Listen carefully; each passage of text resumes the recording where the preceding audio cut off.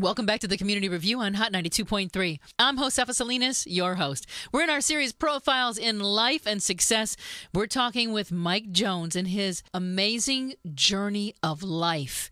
In case you missed the first segment, we'll recap real quickly what happened. Mike, why don't you start talking about the seminar that you were at and how this whole process of finding your kidney donor began? We do this one class where you have to make an unreasonable request, asking for something you would never, ever ask for. Someone said, so, Mike, what would you ask for? I said, well, God provides me with all my needs.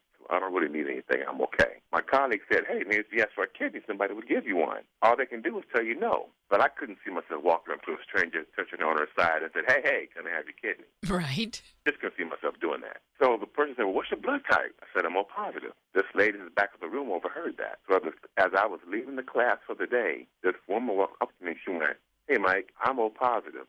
Make an unreasonable request. It didn't hit me what she was saying. But she said, okay, I'm walking away. You need to make your unreasonable request. And all I can say was, oh, my God. I said, may I have one of your kidneys?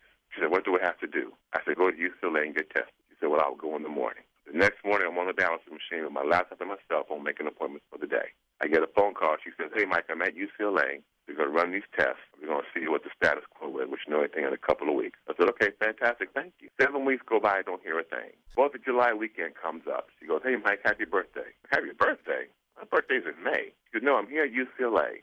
And remember, 7 weeks has gone by. She's at UCLA. I said, are they harassing you? Are they bothering you? What do I need to do to have them leave you alone? I know we're not a match, so I need to make a phone call. I'll make sure they leave you alone. She goes, no, that's what I thought. But they said they wanted to come and verify the test that they have found. And what they have found is not only are we a match, but we are the perfect match. Where the only way we could be an even closer match, born identical twins from the same cell. Wow. Now, this woman is Hawaiian, Irish, Welsh, German, Italian, and Arab. I'm just a brother from South Central Los Angeles, grew up in the project. It's now time for the transplant to take place. Now, by the way, the class is going crazy. So this woman that started this mission ended up being the perfect match for me. So now it's time to have the transplant. The transplant is scheduled for 9/11/2001, the day of the Twin Tower tragedy. Oh, wow. Remember she's Muslim. So 3 days prior, there was a conflict in the schedule for the surgeon.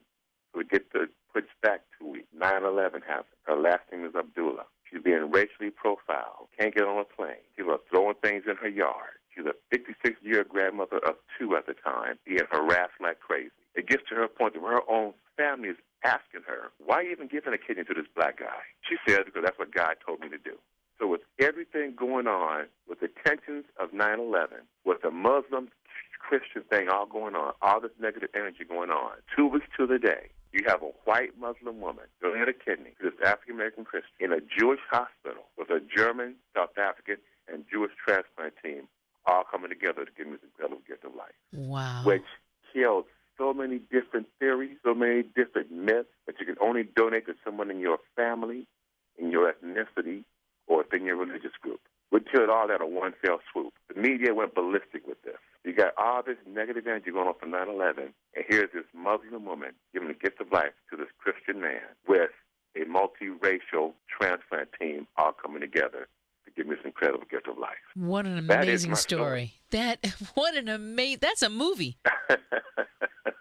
Really, that's a movie. There's a screenwriter out there somewhere. Come on, get in contact with Mike Jones. That is a movie. What an amazing story of life and people who have really lived it and know what it means to live life. Let me tell you one other thing, if I may. Please. After I found all this out. I received this gift of life. I have all these crazy things that's going on. Like I said, the media's eating it up because it's a part of the story coming out on 9/11. And remember, I told you, nobody in my family was a match. It was just me and it was just my mom and I. My mom passed away 3 days after I went back to work from receiving this gift of life. But she was my rock. She was my rock of Gibraltar. What made it so interesting is as we're going through this, a year went by, putting away all her stuff. And you know how as you're putting away her things, we have the funeral, we give away all her stuff. Friends and family. I pull out the chest drawer just to get something out the drawer.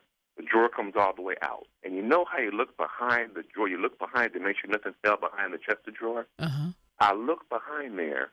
There's something taped out against the back of the wall. What I found were my adoption papers. So nobody in my family was a match because I was adopted at birth. And I was never told. So here I am, sitting down, looking at these papers, finding out that I'm adopted. I have a sister that's a comedian, and I'm sitting here realizing that I'm not who I think I am. So now the search goes on to find out who is my biological family. I call my aunts. Everybody like, no, you weren't adopted? No, of course not. I find a cousin that was out the family 25 years ago, got married, he got divorced, and got remarried. She came to my mom's funeral. I called her. I said, hey, Tiger, how are you? She goes, hey, Michael, how you doing? I said, I'm fine. I said, you know I know, don't you? She goes, you know what? She goes, you know I know that I'm adopted. She goes, how did you find out? I'm like, you just confirmed it. The whole family went into an uproar because the secret was now out. So now my aunt finally comes forward, confesses that I was adopted at birth. My mom couldn't have any children. I was doing an interview on a show for my kidney foundation. The next day, this lady comes on the Michael Basin's show, lady who was an adoption specialist who found her sister out of Texas. I had my PR and my girlfriend at the time listening to this radio show. Mm-hmm. He said, you need to call this lady. I'm like, yeah, right, whatever. But I went ahead and sent her an email. She called me back. There was a fee associated with it. I didn't want to pay the fee. Everybody was telling me to go ahead and pay the fee. I paid the fee. 5 minutes later, I get a phone call saying, I think I have a match. That quick? Jeez. Huh? I said, that quick? Yeah, I think I have a match. Because it was so unique. And she said, I think I have a match. A couple of calls were made. I'm sitting in this office, sitting in my office. My girlfriend calls me at the time, and she goes, I just got a call from the adoption specialist. And she says, you need to hear what they said. So they do a three-way phone call. I'm letting them handle it. They call in. The lady said, well, I called the lady and asked her a question. She said, did you give away a son at birth back in 1960? The lady goes, well, yes, I did. She goes, well, he's trying to find you. Now, my thing is like, look, all I need to know what's my medical history, what's my medical background, and let them know that I'm okay. She said, the lady said to the adoption specialist, all I want to do is just hug him and kiss him.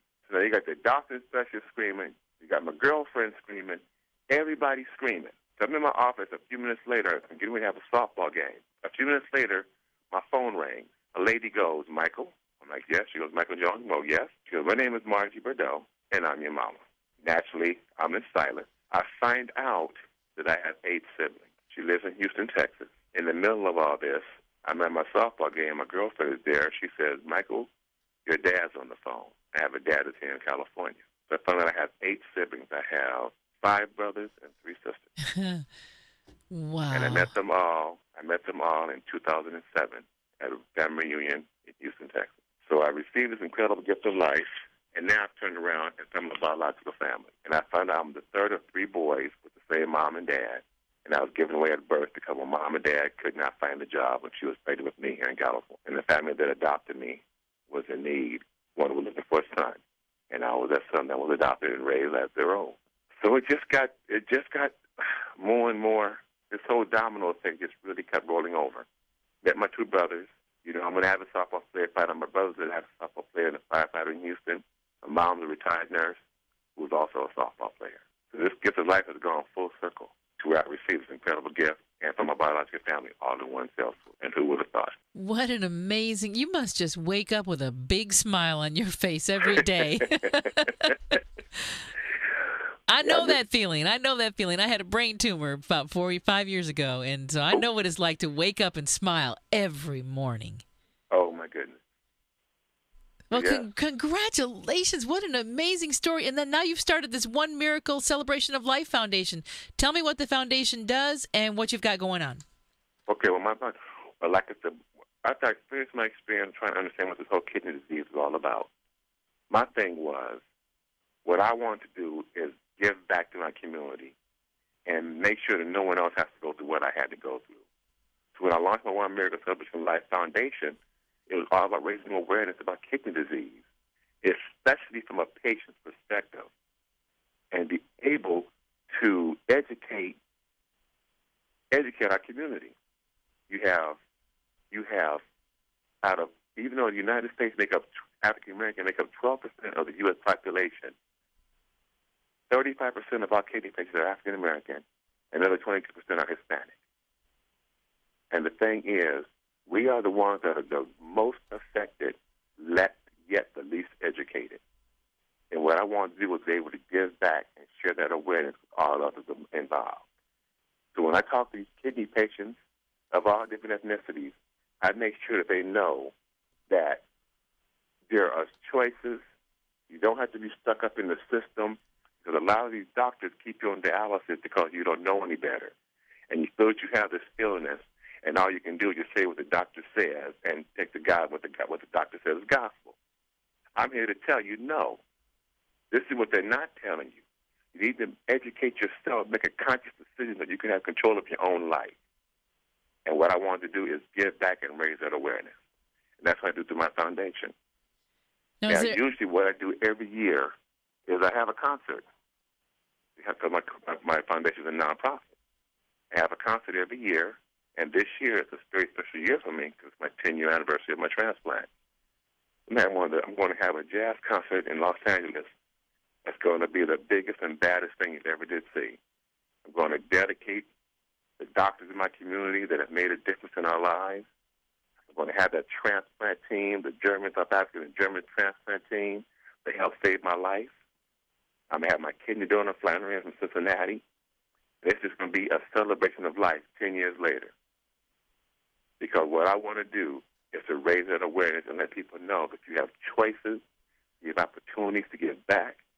I've helped save 4 lives with 4 people that I know that were in need of a kidney and people that I knew that wanted to be donors. And I connected the dots, put the 2 of them together, and helped save 4 lives. I'm an ambassador for Donate Life, organ and tissue donation, because African American and Hispanics are the #1 people that are in need of this, but they're the ones that are the least educated. And the one thing that I've learned through my foundation, knowledge is power, but awareness is key. And if I can give back and help save 1 life, then the dash from the time I was put on this earth would have such a meaning to it, to have accomplished what I wanted to accomplish that must stay on this earth. There aren't many times when I interview someone where I just really don't, there's nothing that I can even add to what you've said. It's such an amazing story and such an amazing journey that you're on. Is there a website where people can go for more information if they might want to become involved with your foundation, donate to your foundation, come and volunteer at an event? Yes. My website is One Miracle, O-N-E, Miracle. The number's 911.com.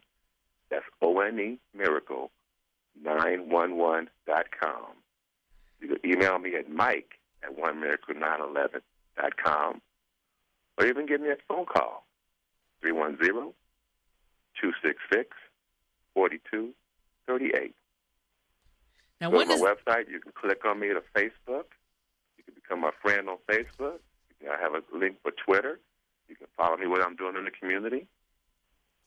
And I have a few events coming up. I'm actually going to be a keynote speaker coming up on March the 9th at the Irvine Medical Center for Kaiser for the patient advocacy awareness. I'm going to be the keynote lunchtime speaker about raising awareness about taking care of yourself, not just depending on the doctors. Be responsible for your own body. Do some things for yourself that you know what you can and cannot do. I'm having a conference coming up in March the 9th. March the 5th, I'll be in Inglewood with Dr. Tabazian, who has this project about people that are on dialysis, trying to get them off, by having exercise. And they're doing a community event on March the 5th in Inglewood. So all that's on my website. You can go to upcoming events, see the things I'm going to be doing, special events, see the things that I have done, pictures, interviews, things of that nature. So I would love to get involved. Have people come out September the 9th, 2011, 9/11 weekend. Oh, that's when the jazz concert's going to be? Yes, well, it's going to be September the 9th. September 9th. I love some jazz, so I will be Friday there night. for sure. If you need an MC, you let me know. I will donate my services. Phenomenal. I love that. That's what I would like. But yeah, people can stay in touch. Email me, call me, send me a friend request or Twitter. Find out what I'm doing.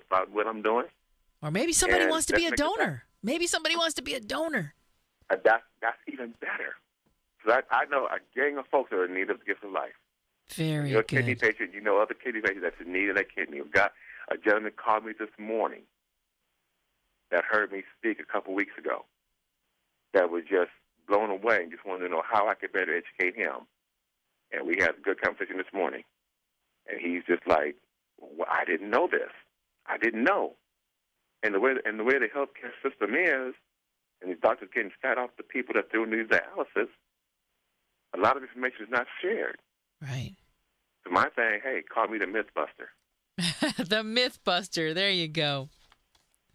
All right. Well, the website is www.onemiracle911.com. Mike at onemiracle911.com is how you can reach him on email, or 310-266-4238 if you have a question about this. Or go to the website first. Educate yourself. See how you might volunteer, how you might donate, or maybe you might decide that you want to volunteer an organ like a kidney. You would like to donate it. Mike can definitely educate you and lead you in the right direction. Mike, just thank you so much for such an inspirational story, and to let us all know, like you and I both know, that there truly is nothing that is impossible when you educate yourself and really take a hold of your health and your life and believe. That is true. And the knowledge is power, and awareness is key. Mike, thank you so much. Mikasa Sukasa, my mic is your mic. You come back anytime. Anytime you got anything going on, you've got a special plea going out for something that you need some airwave time, you come back, and my airwaves are yours. Thank you. Thank you so much. I sure do appreciate you. And it's been a pleasure interviewing with you. I appreciate you giving me the opportunity to share my testimony in my forum. And I appreciate all that you're doing in the community. And you continue doing what you're doing. You're such a blessing to the community, and I sure do appreciate who you are and what you do. And I thank you so much for your time. Oh, thank you so much. Now, wasn't that an amazing story? Wow, what a profile in life and success. Again, the information for Mike Jones and the One Miracle Foundation, www.onemiracle911.com. You can email Mike at onemiracle911.com or give him a call, 310-266-4238. Maybe this will be the year that you decide to put that dot on your driver's license. Don't go away. There's more coming up next. Latina History Day is on the way. Tommy Davidson's coming to town. And if you're a bride-to-be, you might want to listen up. There's a TV show looking for you. It's all next on the Community Review, Hot 92.3.